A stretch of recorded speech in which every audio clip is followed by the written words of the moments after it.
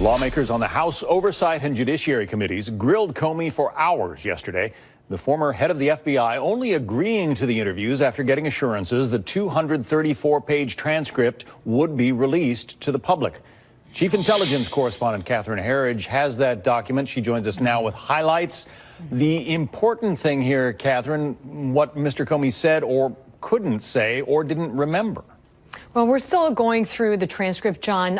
It's over 200 pages documenting that 6-hour closed-door transcribed interview, and certainly an indication of the frustration from the Republican chairman of the House Government Oversight Committee, Trey Gowdy. He put out a statement a short time ago, documented what he described with the number of times that the former FBI director couldn't remember, didn't know, or did not recall. And the figures he released was 71, 166, and then 8, as you see here. And if you do some quick mental arithmetic, you see that's about 230 times in a document that is about 240 pages in length. Some of the topics that he could not provide information on were key topics of interest to the Republicans, which would be the dossier that was used to secure a surveillance warrant on a Trump campaign aide, Carter Page. He could not say who paid for it.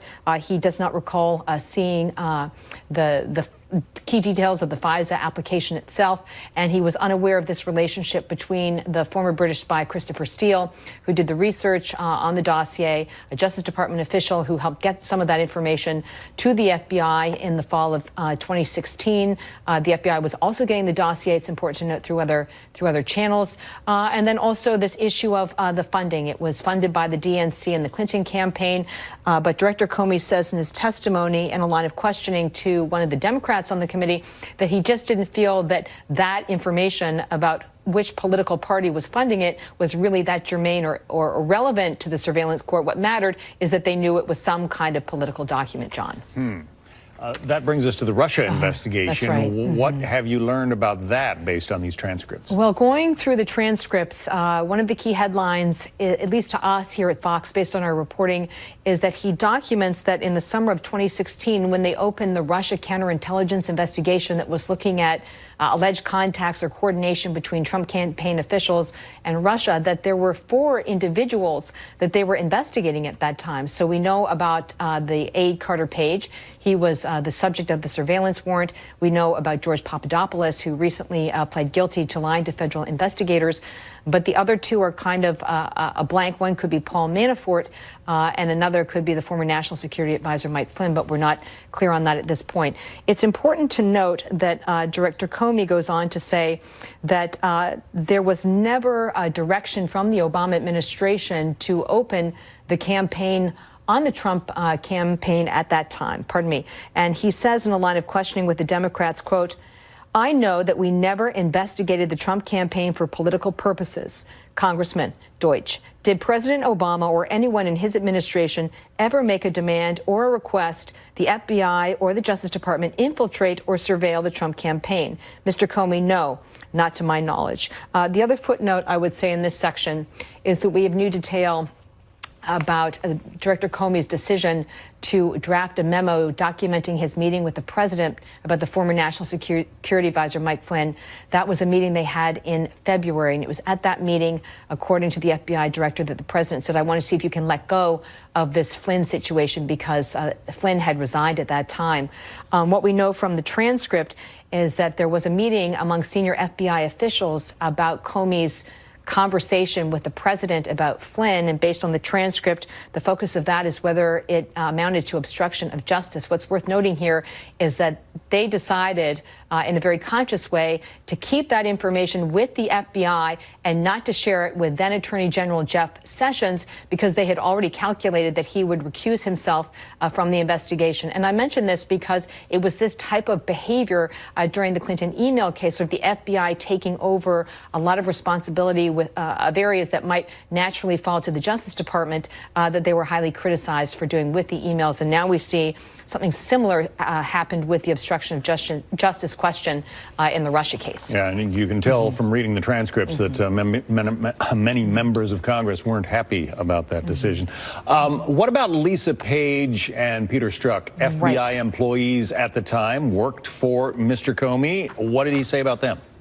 Well, I think there's a very important section about Peter Strzok. One of the questions for Republicans has been whether the political bias that was exhibited in the text messages exchanged by Peter Strzok and Lisa Page bled into the investigations, either the email investigations or the Russia investigation. And what Director Comey testified to were Strzok's involvement in that letter in October of 2016, which went to Congress and led them to reopen the email investigation right before the election. And he says in his testimony, quote, "In fact, Peter Strzok helped draft my letter to Congress on October 28th that Hillary Clinton blames for her defeat.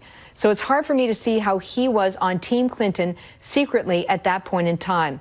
And he also was one of the handful of people in the entire world who knew we were investigating 4 Americans. Remember, we talked about this earlier. 4 Americans who had some connection to Mr. Trump during the summer of 2016, and he didn't tell a soul." So on the one hand, the former FBI director is very critical of Strzok and Page for the anti-Trump bias or political bias that's shown, but he also doesn't throw them under the bus in the sense that he says here that Peter Strzok was one of the only people who knew about the Russia CI investigation involving the Trump campaign. He did not leak that information, and he also helped draft that letter that went to Congress that reopened the email case on the eve of the election. As the director notes, Hillary Clinton has blamed as one of the main reasons for her defeat in 2016, John. I know those transcripts have been out just a couple of hours. You've done a great job digesting it on the fly. Catherine Herridge. It's really great reading, actually, if you're interested in this subject. There's a lot of great detail. Really interesting stuff. Yeah. Catherine, thanks for bringing it to You're us. welcome. We'll let you get back to reading it. Thank you. Meanwhile, a major shakeup in the West Wing. President Trump announces White House Chief of Staff John Kelly will step down at the end of the year. The president confirmed Kelly's departure today on his way to the Army-Navy football game, saying a replacement will be announced in the next day or two. All this as the White House responds to a flurry of court filings from special counsel Robert Mueller. Prosecutors listing the alleged lies told by Paul Manafort and Michael Cohen, while recommending substantial prison time for the latter. Pardon me. Ellison Barber has the latest from the White House. Who do we expect to step in as president's chief of staff, Ellison? Well, there are a couple of names that are floating around right now. The president not officially saying anything. Kind of the biggest question that seems to exist at this moment is, will the president announce a permanent chief of staff or a temporary interim replacement? The top contender, according to sources who have spoken to Fox News today, is the Vice President Mike Pence's chief of staff, Nick Ayers. A source in the administration and close to Ayers tells me that Ayers and the president have been in discussions for months about Ayers taking over as the White House chief of staff. The problem is the president wants a 2-year commitment, and so far Ayers has not been able to make that sort of commitment. Ayers has young children at home, 3 under the age of 6, and according to sources, he was planning to leave D.C. in December, but this source says the president and Mr. Ayers are still working on the terms of him taking over. The New York Times is reporting that Ayers told the president he would serve on an interim basis through the spring. As for current and now outgoing Chief of Staff John Kelly, rumors of his departure have been around for months. In July, President Trump asked General Kelly to stick around until 2020, but a couple of weeks ago, President Trump suggested that was no longer a sure thing. Here's the president this afternoon. John Kelly will be leaving at the end of the year. We'll be announcing who will be taking John's place. It might be on an interim basis. I'll be announcing that over the next day or two, but John will be leaving at the end of the year. He's been with me almost 2 years now, as you know, between the two positions. So we're probably going to see him in a little while. Special counsel Robert Mueller's team reportedly interviewed Mr. Kelly. A source here in the administration is telling me that any suggestions that Kelly's departure had anything to do with the special counsel are incorrect. John? Those most recent Mueller court filings, is the White House concerned about them, Ellison? They don't seem to be, and the president reiterated that today. I think it's all turning around very nicely. But as far as the report that we see, according to everybody I've spoken to, I have not read it. There's absolutely no collusion, which is very important. White House Press Secretary Sarah Sanders says the filing in regards to Mr. Manafort's case is focused on lobbying-related issues. She says that it says little about the president and, in her words, even less about collusion. On Mr. Cohen, Sanders says the filings do not provide any new or valuable information, adding, quote, Mr. Cohen has repeatedly lied, and as the prosecution has pointed out to the court, Mr. Cohen is no hero. I wouldn't be celebrating it if I was at the White House. I think that's important because it's clear that they have implicated the president in the 2 campaign finance violations that Cohen pled guilty to and will be sentenced on. They have the president basically directing Cohen to commit these offenses. Right. So, you know, these are 2 felonies that this guy pled guilty to, and they have the president directing it. In the Cohen filings, there's a reference to political synergy. Despite that reference, President Trump's personal outside attorney, Rudy Giuliani, is insisting to Fox News that Cohen acted on his own here. John? Ellison Barber, thank you. And following up on Ellison's reporting, new details emerge from Robert Mueller's court filings. Federal prosecutors recommending former Trump attorney Michael Cohen receive substantial time in prison. Meantime, the special counsel's team believes former Trump campaign chairman Paul Manafort lied about having contact with Trump administration officials.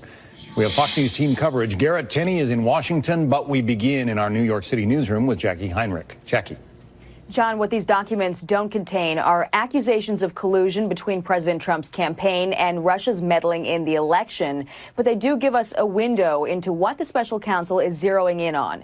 The first, news from Mueller that Cohen talked with a Russian national who offered political synergy with the Trump campaign and repeatedly suggested a meeting between President Putin and President Trump.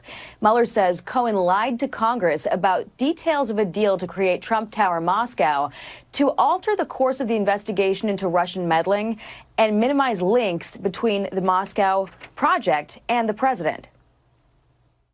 What's interesting about those 3 words, campaign, political synergy, we haven't seen that before. The quote from Cohen is political synergy. The special counsel adds the word campaign. That's the first link, as tenuous as it may be, that we've seen.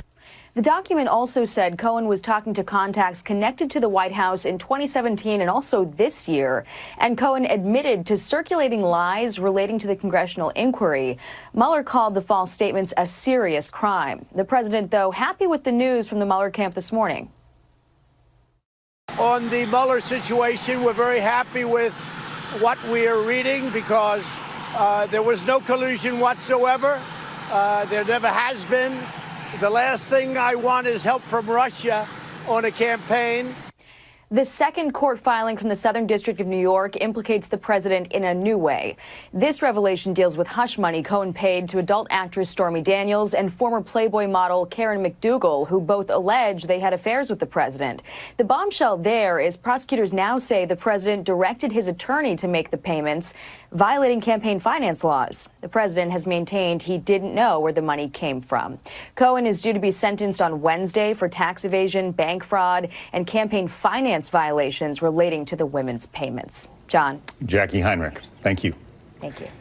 Special counsel Robert Mueller's team also disclosing details about alleged lies told by Paul Manafort. Prosecutors say Manafort lied about his interactions with a consultant who had ties to Russia and about his interactions with Trump administration officials even after he was indicted. Garrett Tenney is live in Washington with more on that. Garrett. Well, John, prosecutors say Paul Manafort lied repeatedly about a number of issues, and we still don't have a lot of details about those allegations because so much of this court filing was redacted. But prosecutors lay out 5 leading issues they say Manafort lied about, including a $125,000 payment through a political action committee to cover a debt that he owed, his contacts with a Russian-Ukrainian political consultant, Konstantin Kilimnik, who has ties to the Russian intelligence agencies, his attempts to work with Kilimnik to obstruct justice by trying to persuade witnesses to lie to Mueller's team about their business dealings in Ukraine. Significantly, though, prosecutors claim Manafort lied about his contacts with Trump administration officials after telling them he did not have any contact with the White House after the inauguration. Mueller claims in this court filing that Manafort had repeated contact with senior administration officials as recently as this past spring. The documents don't name the administration officials that Manafort was allegedly in contact with or what those conversations were about, but the special counsel says it has proof to back up all of its claims, saying in the court filing, quote, "These were not instances of mere memory lapses. If the defendant contends the government has not acted in good faith, the government is available to prove the false statements at a hearing." Now, Manafort's legal team continues to deny their client ever knowingly lied to investigators, and they now have 2 weeks to respond to these latest accusations. John? Garrett Tenney, thanks. You got it. Many migrants are still in Tijuana, Mexico, hoping to gain asylum into the U.S. This as President Trump demands $5 billion for his border wall, or we might see a partial government shutdown. The latest on all of that ahead. And a concert turns deadly after a nightclub stampede. How many are killed and how many more are injured ahead? Plus, anti-government protests continue in Paris. How violent were the demonstrations today? A live report next. Don't think this is confined to Paris. This is now happening across the whole of France. Indeed, on Thursday, there were tax offices out in the regions that were petrol bombed. One burnt to the ground. And from the airwaves, grab the popcorn and the peanut butter. Ooh. It's almost time for the greatest hour in the history of TV. 10 p.m. tonight, Eastern. Don't miss it. France's interior minister says violence from anti-government protests in Paris and across the country is under control. However, he's calling the demonstrations, quote, totally unacceptable. More than 100 people were injured in the protests today, including 17 police officers. Here's a protester on what she hopes to accomplish. We are here to tell Macron about our discontent. Me, I'm not here to break things because I have 4 children, so I'm going to try to be safe for them because they are afraid. Even if I came here, they are afraid. I want to be safe for them because I want to go back home tonight, but I will want to be here to say, stop, that's enough, this has to stop. Our Greg Palcott is live in Paris with more. Greg. John, Paris is resting tonight, but not too easily. It has been a grueling day. The latest figures we're getting nationwide, 1,400 arrested, 135 injured, many of those in both categories here in Paris. We were out and about for the trouble today. Here's a bit of what we saw. No, you're not looking at the Gaza Strip. This is the Champs-Élysées in Paris. Violent clashes between the yellow vest protesters, the anti-government protesters, and the police, the government. We're seeing percussion bombs, smoke bombs, replied with tear gas. Back and forth clashes between the two sides for much of the afternoon. We are standing here very close to the Arc de Triomphe. The police here are making sure that they do not get close to this, but there is a lot of action here on the main thoroughfare of this city. Now, this is the 4th weekend of these so-called yellow vest protests. They are angry about a proposed gas tax hike, and that has brought into a protest about a lot of taxes coming from a government that these people feel is out of touch with the people. The violence a little bit less today than it was last Saturday, only because probably a massive, massive police show of strength. Also, the city basically shut down landmarks, stores, and restaurants. Still, there was damage done, as you saw. Cars burned, windows smashed. Now, while the government of President Emmanuel Macron has given on some issues, including that gas tax, we still haven't heard from him. He's been pushing his prime minister out to do the dirty work. He is expected to get the axe in the next couple of days. As for Macron, John, he is said to speak to the nation maybe early part of next week, but a lot of people are saying it's too little, too late, and certainly the damage has been done. Back to you. Yeah, what a mess. Greg Palcott. Greg, thank you. 6 people are dead, dozens more injured after a stampede during a rap concert at a nightclub in central Italy. That according to police. Italian fire officials and news reports say concertgoers panicked and headed for the exits after someone sprayed a noxious substance. We are trying to determine who is responsible. The disco has been seized and all the technical inspections must be performed as quickly as possible. My heart is broken. It's the first time in 35 years that I've seen anything like this. 53 people are reportedly injured from that stampede, 13 of them in serious condition. About 2,500 Central American migrants now in the Mexican city of Tijuana, just across from San Diego, asking for asylum from the U.S. government. That number is down from around 6,000 at its peak. This, as the president says, he might allow a government shutdown if Congress does not approve $5 billion to build a border wall. Lawmakers now face a deadline of December 21st. There is funding for fencing related to the border to repair.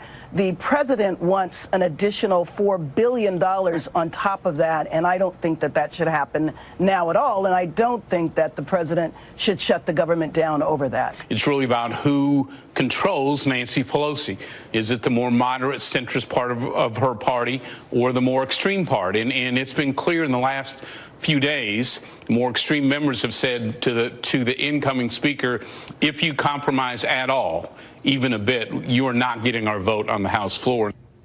Steve Harrigan is live in Tijuana, Mexico with the latest there. Steve. John, the courts have given another setback to the Trump administration's efforts to bring tighter control to border immigration. The Ninth Circuit Court of Appeals saying that for the moment, those who cross into the U.S. illegally will still have the right to apply for asylum. That's something the Trump administration tried to take away, but for now, at least temporarily, it will still go on. Also, Customs and Border Patrol agents setting records in the month of November for the number of arrests of family members, families crossing over the border illegally. At least 25,000 individuals, 5,000 unaccompanied minors. New records set. They'll be able to apply for asylum if they fear damage at home or retribution or violence. They will not be immediately deported. Finally, as you mentioned, the numbers going down and conditions getting a little bit better in this state-run shelter here in Tijuana. Still tough conditions for people who walked, some of them 2,000 miles to get here. Now many of them waiting patiently for that 3-month asylum process to work through. Others heading back home. Still others, an unknown number, crossing the border into the U.S. illegally. John, back to you. Steve Harrigan in Tijuana. Thanks. Well, the White House is pushing back after dramatic court filings on Paul Manafort and Michael Cohen.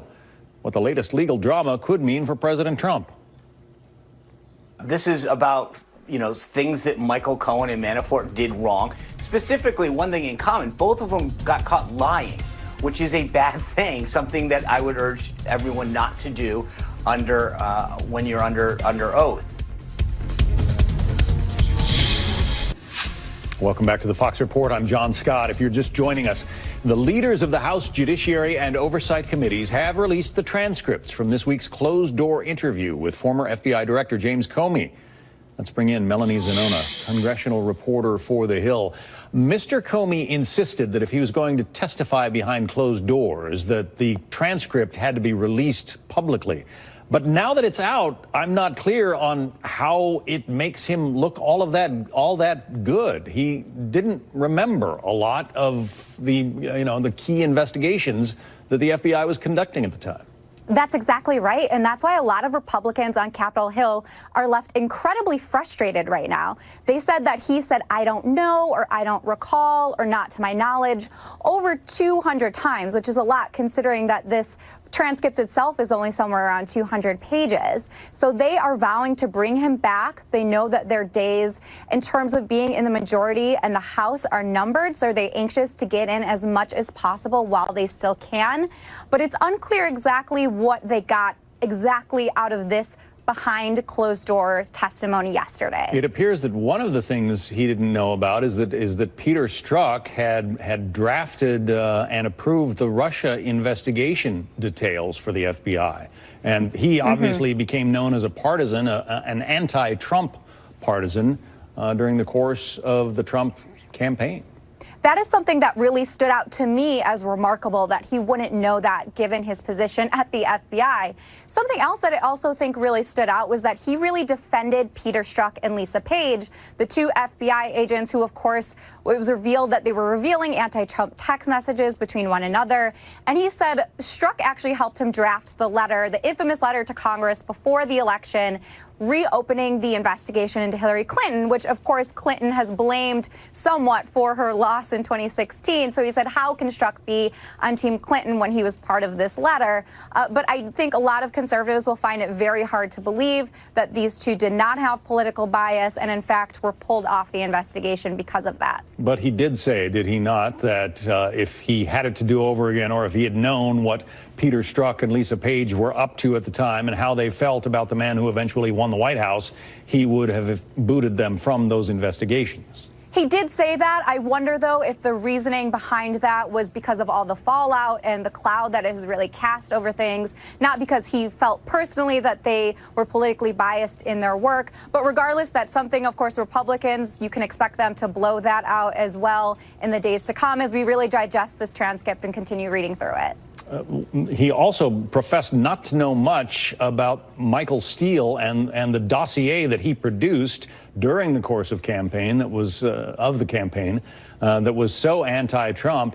Even though this guy was an FBI source, the director of the FBI seemed to know almost nothing about him.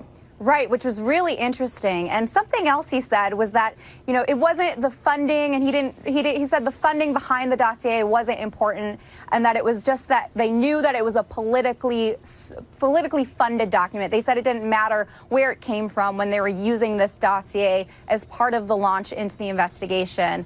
Of course, that's been at the source of the controversy over whether or not there was political bias in the beginning stages of the investigation into the Trump investigation over the Russia collusion question. There was a lot of news out of the Mueller investigation, which, you know, touches on what Director Comey and the FBI were looking into.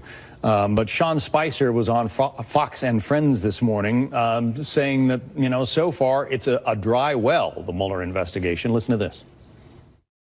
I think the underlying premise of what this whole investigation always started about was collusion with Russia. 2 years in, we've seen nothing but a bunch of accounts of people who didn't pay their taxes, didn't file properly with the government, and who lied when asked by federal officials to tell the truth. None of those things have anything to do with colluding with Russia. Does Sean Spicer have that right? Well, he's right in that the documents that came out yesterday did not prove collusion. They didn't answer the question at all. But I think it's important to point out that this is not the Mueller report. These were sentencing documents regarding two individuals who have been targeted by the special counsel, and they were heavily redacted. However, I will point out that we are starting to see how Mueller is going to make the argument for collusion. He's starting to lay down those dots. We're not quite sure how he's going to connect them, but two pieces that were interesting in particularly the Mueller documents yesterday regarding Cohen was that, number one, early on in the campaign, he said he had interactions with a Russian national early on in the campaign who was who said they could offer political synergy with the Trump campaign. And number two, Mueller is really starting to zero in on Trump's business dealings, and particularly the pursuit of a Trump-Moscow deal, which of course fell through, but it raises the questions of why were people like Cohen lying about it? Was there a potential conflict of interest? We'll just have to wait and see how Mueller exactly puts those pieces together. A big shakeup at the White House today. The president announced that his chief of staff, John Kelly, the gatekeeper to the Oval Office, is leaving that job. Yeah, that's right. I mean, it wasn't entirely surprising. There's been rumors for months swirling around that his departure was imminent. Of course, the White House just wanted to let him leave on his own terms. The president still has clear respect for John Kelly. He offered him words of praise today, saying he's a great guy. He appreciates his service, and he was credited with bringing a lot of order to the White House. Now, his influence has waned over the past couple of months. Reportedly, he and the president have been at a sort of stalemate and not on speaking terms. And even though Republicans on Capitol Hill really like John Kelly and they trust him, they've also made the argument that it makes sense heading into 2020 to have someone who's a little bit more politically savvy as President Trump's right-hand man. A busy week for you and all of us in the news business. Certainly. Melanie Zanona, congressional reporter for The Hill. Thank you. Thanks for having me. Well, Chief of Staff John Kelly's departure is not the only staff shakeup coming to the White House. President Trump tapping a new attorney general, as well as nominating the next UN ambassador. Jillian Turner in Washington with more on all of that. Yesterday, President Trump announced a pair of new appointments to his team via Twitter. First up, William Barr to fill the Justice Department vacancy left by Jeff Sessions and become the next Attorney General of the United States. There's no one more capable or more qualified for this role. He deserves overwhelming bipartisan support. I suspect he'll probably get it. Barr has a considerable foundation of support from conservatives thanks to his history of service at the Justice Department during the George H.W. Bush administration. He served as Attorney General, Deputy AG, and before that headed up the department's Office of Legal Counsel. But Democrats, though, are already lining up in opposition. The president also tapped Heather Nauert, current State Department spokesperson, to replace Nikki Haley as the president's representative to the United Nations. The former Fox News host is already being roundly criticized by Democrats on Capitol Hill as unqualified for the UN job, though she does have the support of key Republican Lindsey Graham, who responded to the news by immediately pledging his support. Also yesterday, former Secretary of State Rex Tillerson speaking out against President Trump, accusing his former boss of being undisciplined, opposed to reading, and worse. We did not have a common value system. When the president would say, well, here's what I want to do, and here's how I want to do it. And I'd have to say to him, well, Mr. President, I understand what you want to do, but you can't do it that way. It violates the law. It violates the treaty. President Trump shot back at Tillerson, tweeting, "He was dumb as a rock and I couldn't get rid of him fast enough. He was lazy as hell." The rift between those two men now on display for the U.S. and the entire world to see. The president also announcing yesterday that Army General Mark Milley will soon replace Marine General Joe Dunford as chairman of the Joint Chiefs of Staff. John? Jillian Turner reporting on the fireworks in Washington. Jillian, thank you. Well, one automaker is ready to rev up the Motor City as other automakers are cutting jobs in Detroit. We'll tell you about that. Also, could the trade truce between the U.S. and China be in trouble? The latest development that is roiling our stock market and threatening to throw a monkey wrench into talks between the two nations. We're not asking China to change their economic model.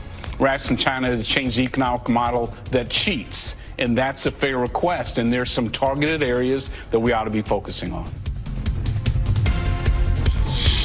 Chrysler is coming to Detroit. Just as General Motors gets ready to leave, Fiat plans to open a Jeep plant in Detroit, marking the first new assembly line in the Motor City in 27 years. The move comes as General Motors last week announced plans to lay off workers in North America and close 5 of its plants. But a possible bright spot for both automakers could be on the horizon, as President Trump agrees to hold off on raising tariffs on China for at least 3 months.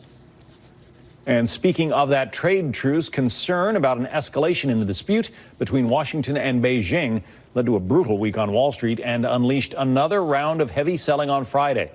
The arrest of a Chinese tech firm executive also adding to investors' jitters.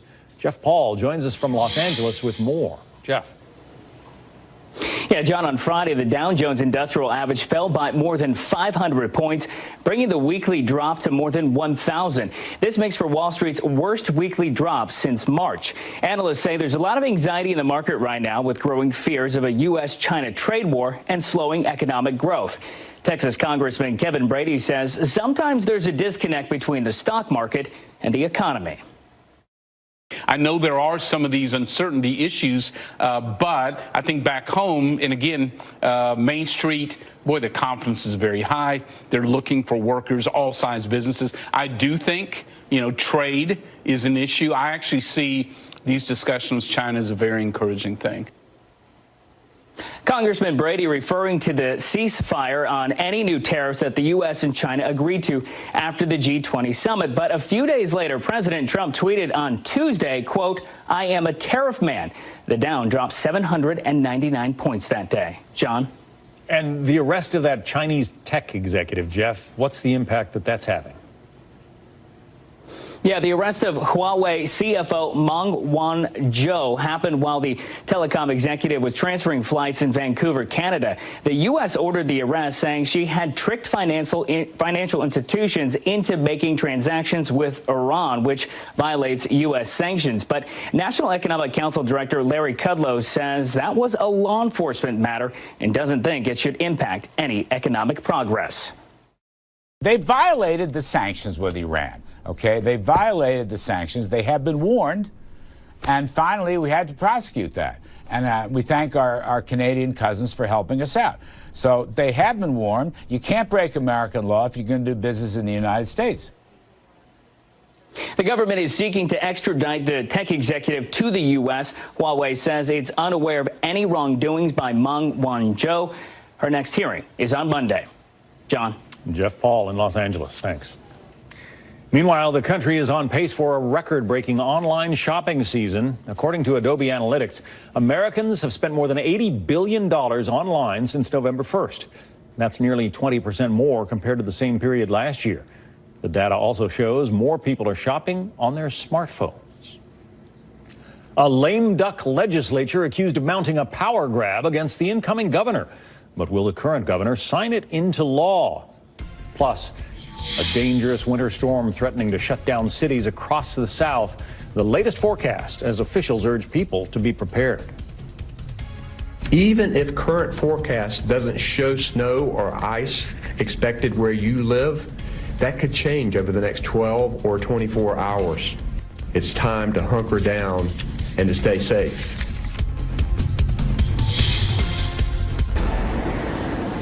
A major winter storm threatening parts of the southern United States. It's expected to bring snow, ice, and flooding over the next few days. More than 20 million people are under winter storm watches or warnings from New Mexico to North Carolina, where Governor Roy Cooper declared a state of emergency. He says North Carolina residents must take this storm seriously.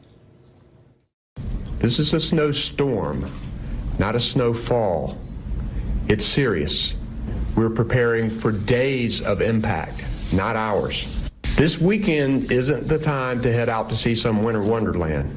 Stay safe where you are. Getting out on dangerous roads could put your life at risk. It also gets in the way of first responders and road crews who will be hard at work trying to keep us safe and clear our roads. Forecasters say parts of North Carolina could see more than a foot of snow. After taking heavy losses in the midterms, Wisconsin's Republican-controlled legislature votes to impose new limits on the incoming Democratic governor. Matt Finn has the story. Republicans in the Midwest took a big hit in the 2018 midterms, and Wisconsin was ground zero. Democrats taking back every statewide office, including attorney general and governor. But during a controversial lame duck session, GOP lawmakers voted to restrict the powers of the incoming Democrats, with many saying the move ignores the will of the voters. People of Wisconsin expect better from us as leaders and leaders in the legislature than to pit people against each other. Republicans are pushing back against Democrats who call them sore losers, saying their vote to limit the influence of statewide offices was an attempt to balance the three branches of government, not a political power grab. He's going to be starting on January 7th, but he's not the governor today. And that's why we are going to make sure that the powers of each branch are as equal as they can be.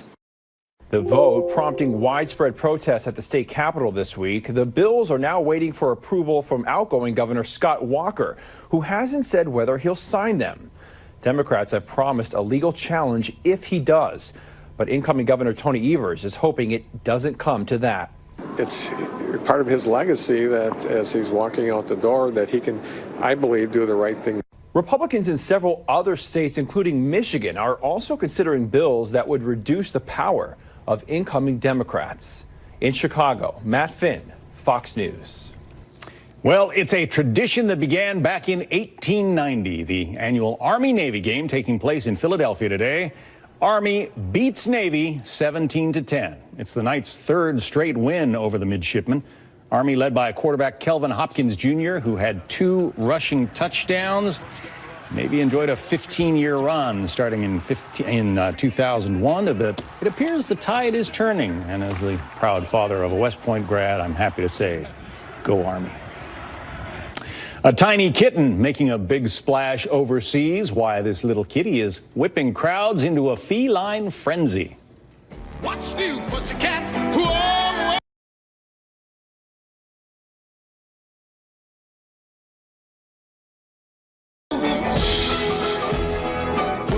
2018. I'm Life, Liberty.